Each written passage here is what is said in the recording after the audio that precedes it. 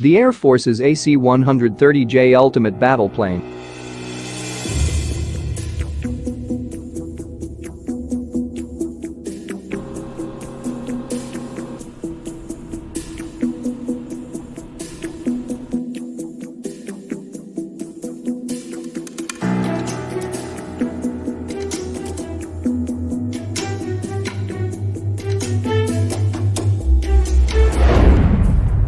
Described by AFSOC officials as the ultimate battle plane and a bomb truck with guns on it, the Ghostrider comes with the standard 105mm cannon and an additional 30mm GAU-23A cannon, along with wing pylons designed for both GBU-39B small-diameter bombs and AM-114 Hellfire missiles.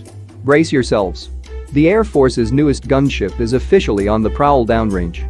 The AC-130J Ghostrider gunship flew its first combat mission in Afghanistan in late June, deploying to relieve the AC-130U Spooky aircraft following the latter's final combat sorties, an Air Force Special Operations Command spokesman confirmed to the War Zone on Wednesday.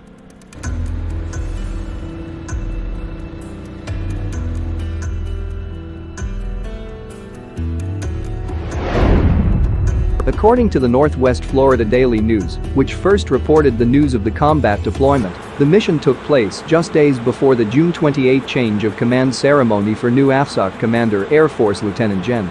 James Slife at Hurlburt Field in Florida.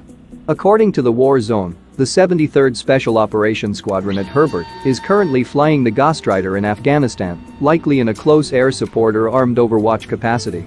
Described by AFSOC officials as the ultimate battle plane and a bomb truck with guns on it, the Ghostrider comes with the standard 105mm cannon and an additional 30mm GAU-23A cannon, along with wing pylons designed for both GBU-39B small-diameter bombs and AM-114 Hellfire missiles. The 30mm cannon in particular almost like a sniper rifle.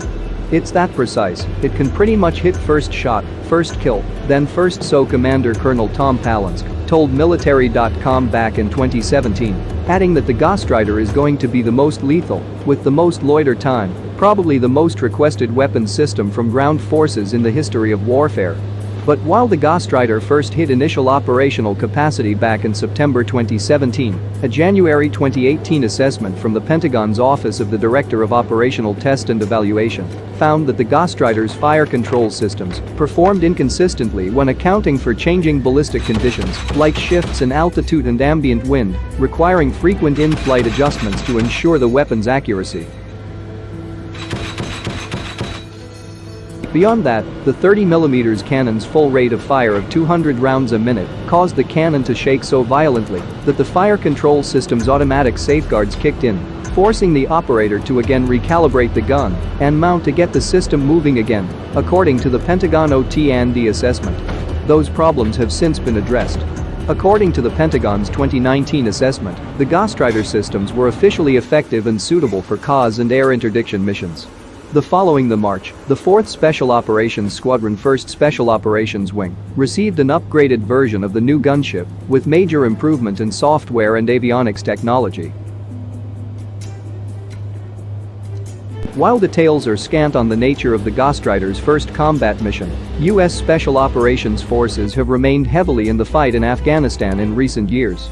Unfortunately, there's word yet on whether they can expect future Ghostrider support to include frickin' laser beams.in the not-too-distant future, when ground troops call for close air support, the Ghostrider and its deadly arsenal could come to their rescue.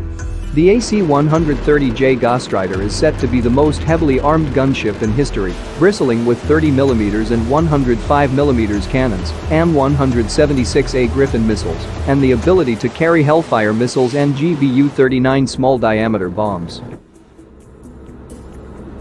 But that's not all. Someday in the future, the Ghostrider could even be equipped with a high-energy laser. That's right. Lasers. When it hits the battlefield in a few short years, the Ghostrider will be the most heavily armed gunship in history, a badass plane providing close air support to U.S. troops on the ground and delivering withering firepower that will send enemies running for the hills. Aircraft such as the F-35 and A-10 may be the focus of headlines, arguments on Capitol Hill between brass and lawmakers, and viral videos pulsing with hard rock. But despite drawing a fraction of the attention, the AC-130 and all its variants have been workhorses of the past 15 years of war. They rained down fire on the Taliban and Al-Qaeda during the early days of the Afghanistan war and fought in many more battles there over the years. They supported ground troops during the invasion of Iraq in 2003, as well as in subsequent clashes, such as the battles of Fallujah. They conducted raids on Libyan dictator Muammar Gaddafi's forces during the civil war there in 2011. And as the military's focus gradually turned to the Islamic State militant group, the AC-130's guns were trained on ISIS fighters, vehicles and oil trucks in places such as Raqqa, Syria.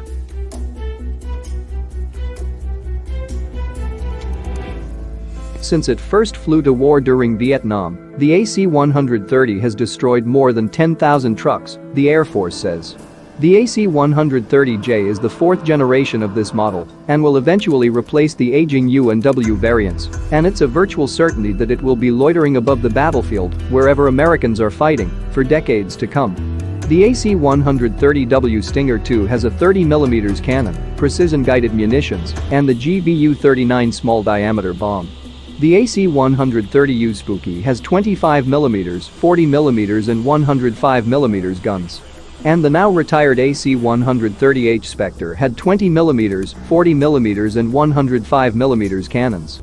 But until now, no gunship has had this combination of multiple high-powered cannons and precision-guided munitions. Check out the deadliest AC-130 gunship yet. On September 6, an AC-130J Ghostrider lifted off from a runway at Hurlburt Field, Florida, and flew northeast to the range at nearby Eglin Air Force Base. Sitting on the range was an old lone tank used for target practice. The crew of the Ghostrider trained its newly added 105mm cannon, basically a howitzer mounted in the plane's belly on the tank, and opened fire, striking the tank several times. The test was a success, the Air Force said, and a major milestone on the path to the AC-130J achieving initial operating capability, which is expected to come in the fourth quarter of fiscal 2017.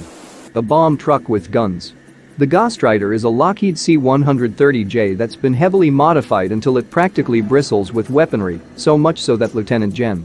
Bradley Heitold, former head of Air Force Special Operations Command, famously called it a bomb truck with guns and the ultimate battle plane in 2015.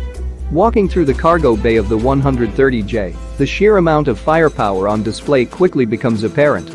After leaving the cockpit, one first encounters the Block 10 30mm cannon, an automatic weapon that can fire up to 200 rounds per minute, each roughly the size of a Coca-Cola bottle, out of the left side of the plane. Each round blows up with the equivalent blast of a hand grenade, said Major Gerard Beers, a weapons system officer on the AC-130J, on September 7.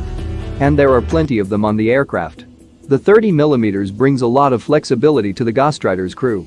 Not only is it trainable, making it easier to aim at a target without having to reorient the entire plane, but its ammunition feeds in from two different chains. This can give the Ghostrider plenty more of one kind of ammo to shoot, but it can also allow airmen to quickly switch to a second kind of ammunition if they need to take out a different threat.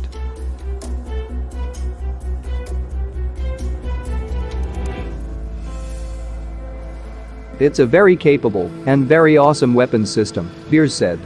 Toward the aft end of the plane, also aiming left, is the Block 20 105mm cannon.